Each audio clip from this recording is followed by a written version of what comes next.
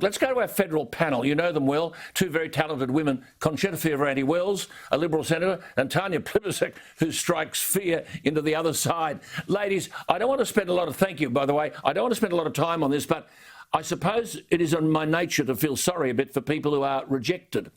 Should your shopkeeper, your small business person, be a policeman over vaccination? Now, the Prime Minister said vaccination's not mandatory and there'll be no vaccine passport, but people are emailing me saying they're not allowed to shop without the vaccine certificate. Tanya, your views, where are we on this? Well, Alan, I think it is a little hard on small businesses to be asked to be the gatekeepers on this, especially if there's not a lot of clear instruction from the federal government around the rules. But what I would say is the vast majority of Australians are happily rolling up their sleeves, getting the jab, and we should thank them for that.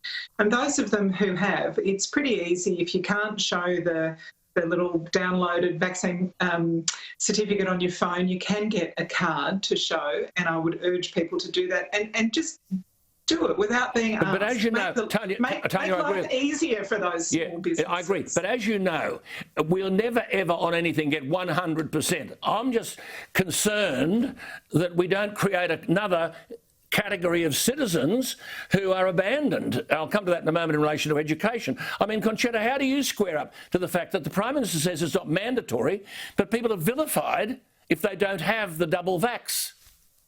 Look, this may be the theory, but I think the reality has become medical apartheid. And regrettably, the clear as mud pronouncements of National Cabinet have resulted in a lot of confusion and uncertainty.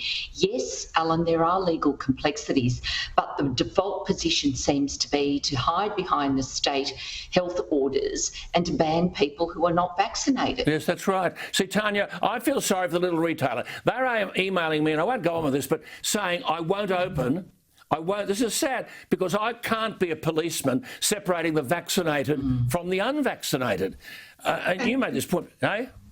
Well, I was just going to say, Alan, on the other hand, a lot of businesses are saying to me, I want to protect my staff. I don't want them to get COVID because if I have to shut down again because half my staff are off sick or all of my staff are off sick, that's a disaster for my business. I know. That's the dilemma.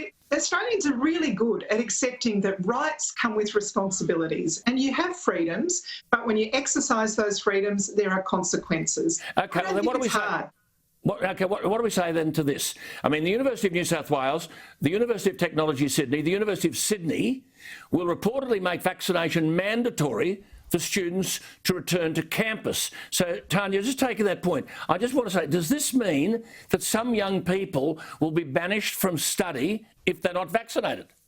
Well, they'll keep studying online, which is not the same. It's not as good an experience. No. They'll miss out on the friendships, the social networks and so on.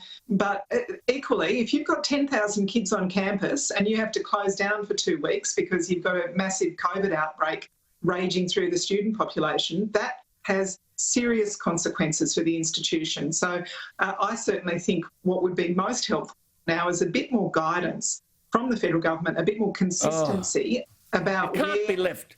It can't be left to these people. Concetta, the University of New South Wales is saying from this week, only students who are fully vaccinated or have a medical exemption will be allowed on campus. Now, there must be a library full of legislation against discrimination. Is it legitimate for a person to express in a free society concern about what goes into his or her body? Well, precisely, Alan, and this is the reason why we are seeing a growing number of legal challenges to the mandating of vaccinations and passports. This is, Alan, against the background of growing medical evidence, which is emerging, that even if you are vaccinated, you can still get COVID and you can still pass it on. And so what we are seeing, whether it's universities or other entities, businesses, they're hiding behind the fine print of these state health orders or employment contracts or industrial instruments and imposing medical apartheid. Yeah, look, and I think Tanya made this point, I made the point, you made it, Concetta. The national government has got to give guidelines to this. It's not very well saying, oh, it's not mandatory and we won't have passports, and just do your best out there separating the vaccinated from the unvaccinated. Let me just come to something else here.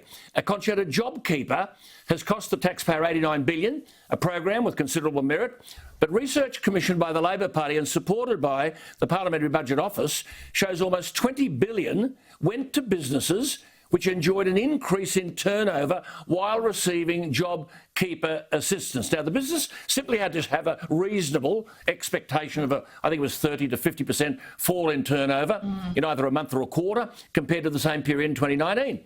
Now, Treasury seem to be saying that businesses adjusted their operations, Treasury's words, to qualify for the second phase. This is taxpayers' money. Concetta.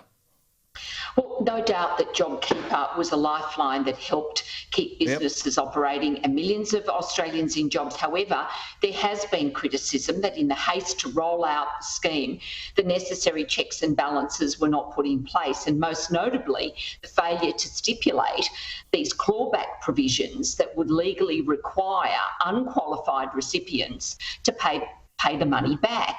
Now, we've seen that following media pressure, some of these companies have repaid the money, but many have not.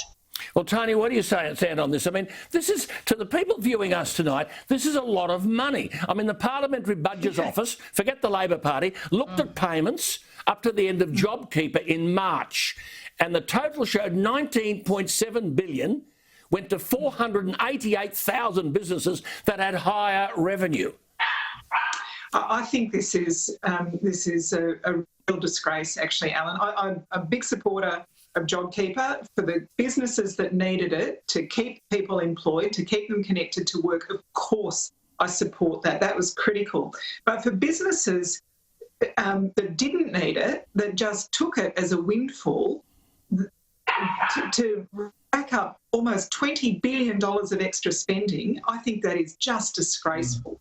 And the fact that Josh Frydenberg was warned about this last year, he did nothing. A heap of this money has gone offshore. It's gone to overseas shareholders of businesses in increased dividends. One CEO gave himself a $1.3 million bonus after getting JobKeeper for the company. Another guy bought a $6 million mansion. Some of these companies have had their most successful year on record. And you're talking about almost $20 billion. $1 billion is what Pfizer asked the federal government for, to vaccinate every adult Australian with Pfizer.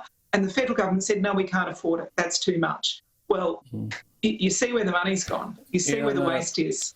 We always run out of time. I'd love to talk to you for an hour. I want to raise this before we go there. To you first, Concetta. Tanya will be feeling very flattered tonight, but I have already congratulated her on an outstanding piece of writing and something I really believe in, Tanya, on young people during coronavirus.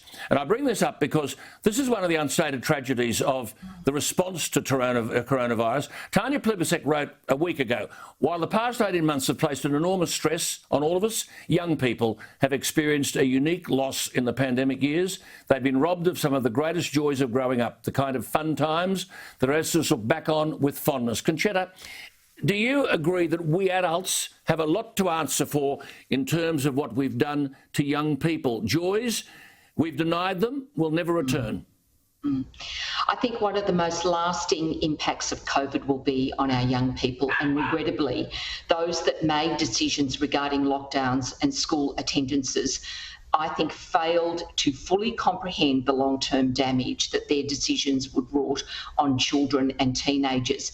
And we know the damage has been across all ages, and therefore I think it requires a response at all levels of government, particularly as we deal with issues like teen suicide and academic performance. Yes. Tanya, we've always run out of time. Could I just say this, because I want to take this up with both of you next week, a big issue.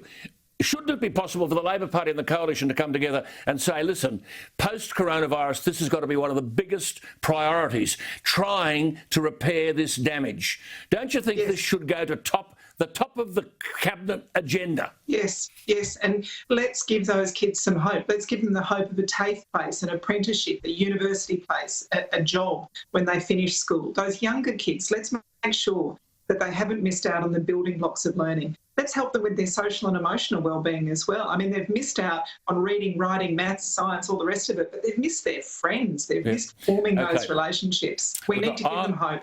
I agree. Look, we'll return to that next week. Thank you both for your time.